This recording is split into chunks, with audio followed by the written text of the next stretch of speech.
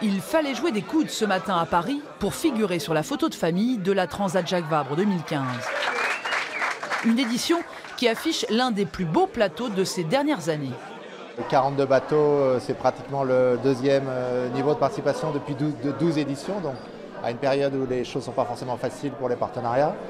Et puis la qualité, donc c'est 4 classes qui représentent l'élite de la course au large, les ultimes pour la première fois dans l'événement. Les IMOCA, c'est le point marquant évidemment, 20 bateaux, et puis les classes traditionnelles habituées de l'événement, les multi 50 et les classes 40. Une bonne partie du gratin de la course au large prendra le départ de cette 12e édition avec une nouveauté cette fois-ci, la participation pour la première fois de 2 skippers qui ont débuté la voile au large du Havre et que les transats ont toujours fait rêver. Quand j'étais au collège, dès que les cours étaient finis, j'allais arpenter les bassins pour aller observer les bateaux. J'avais des posters des concurrents dans ma chambre. Et, je pense que cette Jacques Vabre, c'est aussi un peu une des raisons pour laquelle la course au large est devenue une passion pour moi.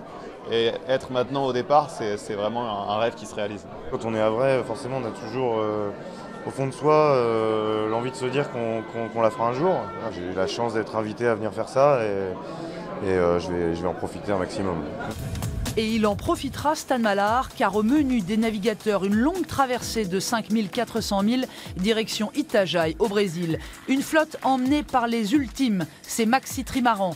Suivi des IMOCA, 4 sont sortis des chantiers cette année, des machines nouvelle génération examinées à la loupe par les autres concurrents.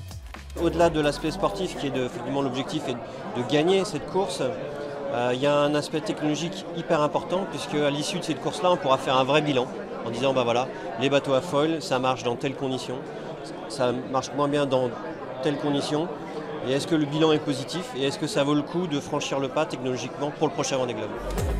Les bateaux seront amarrés au bassin Paul Vatine dès le 16 octobre prochain. 350 000 personnes sont attendues pour les découvrir et vivre à l'heure brésilienne.